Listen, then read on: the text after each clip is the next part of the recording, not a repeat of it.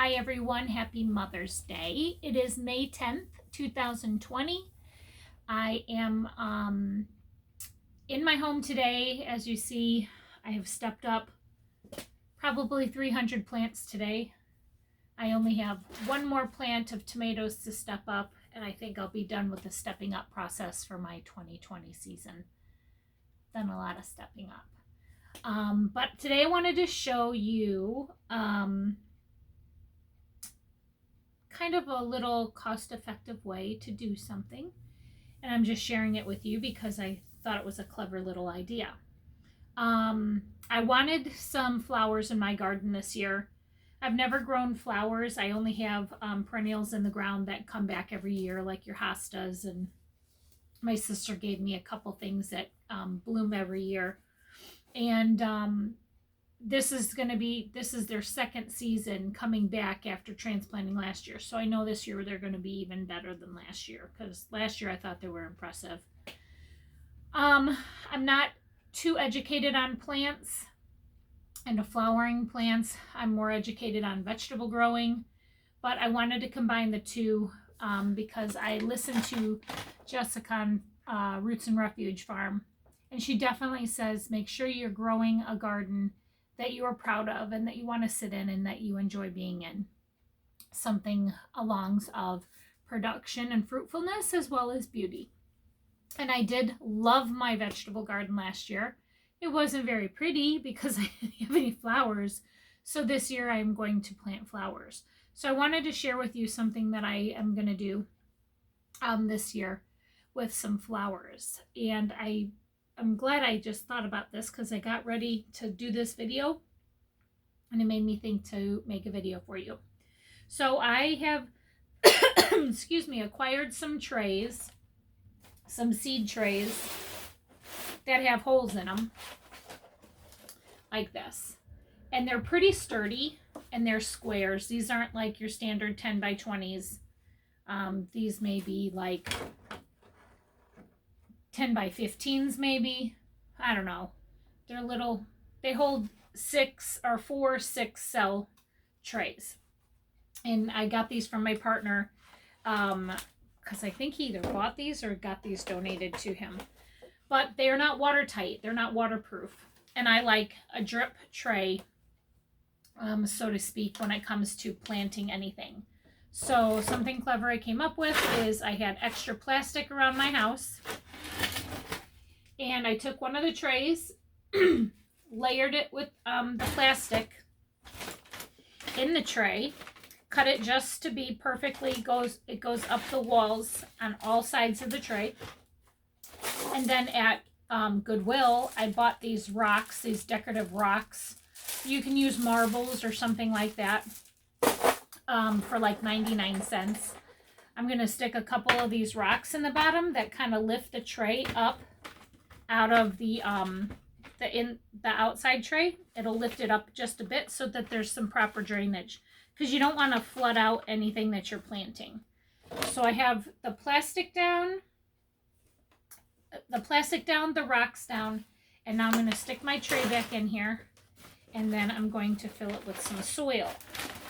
The thing that I'm planting today is, excuse me, I think I have some allergies going on. The thing I'm going to be planting today is a flower mix. I'm not sure if you've ever seen these before. These flower mixes, Dollar General sells them. They have a marigold flower mix, zinnia flower mix, bird and butterfly mix, excuse me, hummingbird mix, and they're all about $1.50, or this one's $2 for some reason.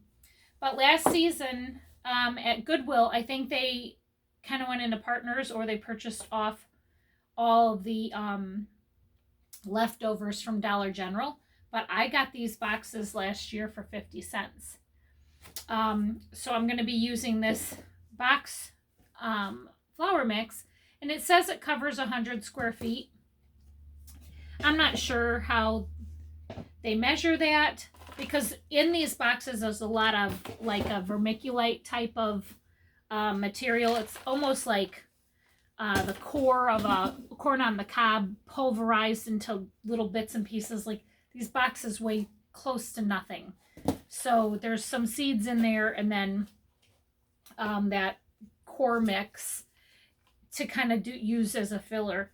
And I've planted some in my tire planters outside, and I haven't seen anything sprout up yet outside, but I have planted a tray of these zinnias inside, and I have them right here, and I will show you. But I'm just using Miracle-Gro potting mix.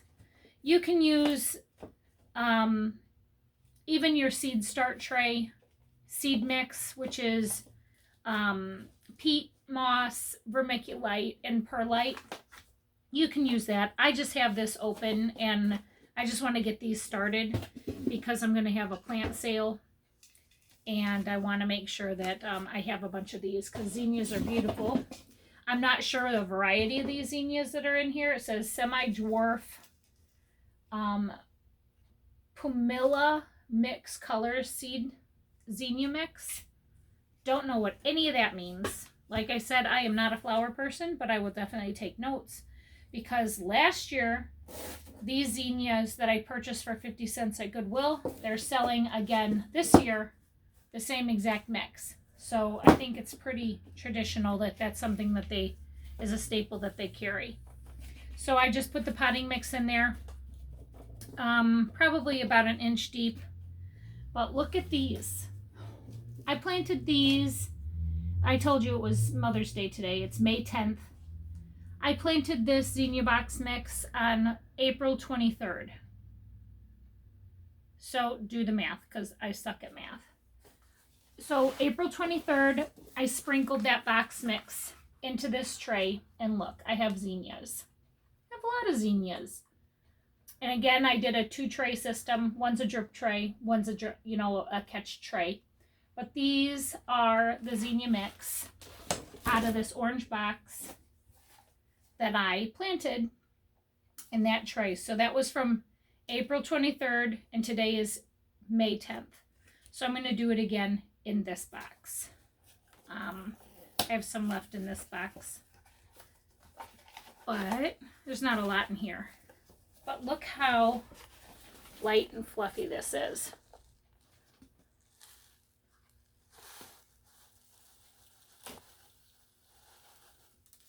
It's very, very light, and it's a big mess if you sneeze while you're doing this. So no sneezing. And then I just kind of sprinkle it all over. I think the core mix that's in here is to kind of show that you actually have something down on the dirt. But I did not do this outside on a windy day, that's for sure. I can't even see the zinnia seeds, to be perfectly honest with you. I don't even know what a zinnia seed looks like. So I can't tell what it looks like. I do see worms in here, like dried mealworms. I don't know why that would be in there. But here's the next box. It's a little bit different mixture in this box.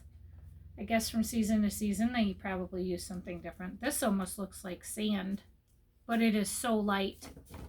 I have no idea if there's zinnia seeds going in this. Maybe I should shake the box a little. I have no idea.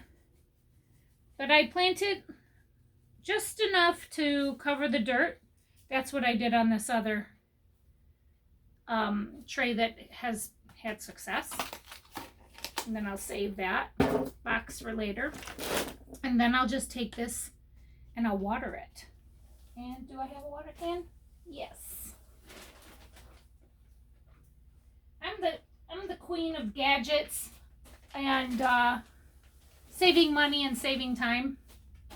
This is an old pop bottle. And in the top right here, about the size of a quarter, I poked a bunch of holes in it. Fill it with water. And it's a watering can. Look at